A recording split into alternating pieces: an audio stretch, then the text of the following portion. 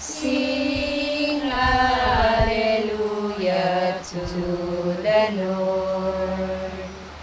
Sing hallelujah to the Lord. Sing hallelujah. Sing hallelujah. Sing hallelujah to the Lord. Jesus is risen from the dead. Jesus is risen from the dead. Jesus is risen. Jesus is risen. Jesus is risen from the dead. Ang mabuting balita ng ating Panginoon ayon kay San Marcos. Papuri sa iyo, Panginoon.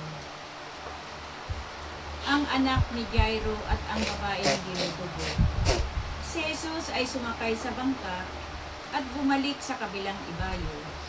Nasa baybayin pa lamang siya ng lawa ay dinubog na siya ng napakaraming tao. Naroon din ang isang tagapamahala ng sinagoga na ang pangalan ay Jairo. Pagkakita kay Jesus, siya ay lumuhod sa paanan nito at nagmamakaawa. Nag-aagaw buhay po ang anak kong dalagita. Maawa po kayo. Sumama kayo sa akin at ipatong ninyo sa kanya ang inyong kamay upang siya ay gumaling at mabuhay. Sumama naman si Jesus. Ngunit sumunod din sa kanya ang napakaraming tao, kaya't halos maipit na siya. Kasama rin doon ang isang babaeng 12 taon nang dinudugo. Hirap na siya sa sakit na iyon, at marami ng doktor ang sumuri sa kanya. Naubos na ang kanyang ari-arian sa pagpapagamot, ngunit hindi pa rin siya gumagaling. Sa halip, lalo pang lumala ang kanyang karamdaman. Nabalitaan niya ang tungkol kay Jesus, kaya't nakipagsiksikan siya hanggang sa makalapit sa likuran ni Jesus at hinipo ang damit nito, sapagkat iniisip niyang mahipo ko lang ang kanyang damit, gagaling na ako. Agad ngang tumigil ang kanyang pagdurugo at naramdaman niyang magaling na siya. Naramdaman naman ni Jesus na may kapangyarihang lumabas sa kanya, kaya't bumaling siya agad sa mga tao at nagtanong, "Sino ang humipo sa aking damit?"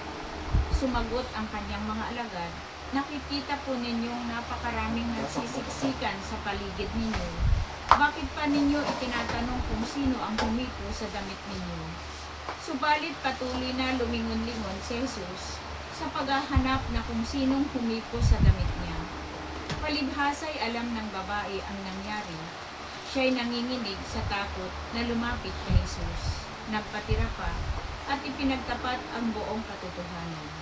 Subalit sinabi sa kanya ni Jesus, "Anak, pinagaling ka ng iyong pananampalataya. Umuwi ka na at ipanatag mo ang iyong kalooban. Ikaw ay magaling na." Habang nagsasalita pa si Jesus, may ilang taong dumating mula sa bahay ni Jairo. "Patay na po ang inyong anak. Huwag na po ninyong abalahin ang guro," sabi nila. Ngunit nang marinig ito ni Jesus, sinabi niya kay Jairo, "Huwag kang mawalan ng pag-asa, manampalataya ka lamang." Walang isinama si Jesus noon maliban kina Pedro at ang magkapatid na Santiago at Juan. Nang dumating sila sa bahay ni Jairo, nakita ni Jesus na nagkakagulo ang mga tao. May mga nag-iiyakan at nananagpoy.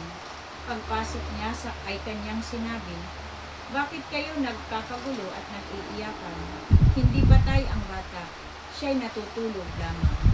Dahil sa sinabi niya, pinagtawanan siya ng mga tao. Subalit pinalabas niya ang lahat, maliban sa 3 alagad at sa mga magulang ng bata. At pumasok sila sa kinaroroonan ng bata. Hinawakan ni Jesus ang kamay ng bata at sinabi, "Talita kum," na ang ibig sabihin ay, "Ining, bumangon ka." Noon din bumangon ang bata at lumakad, at labis na namangha ang lahat. Ang batang ito'y 12 taong gulang na. Mahigpit na ipinagbilin ni Jesus na huwag nilang sasabihin kanino man ang nangyari.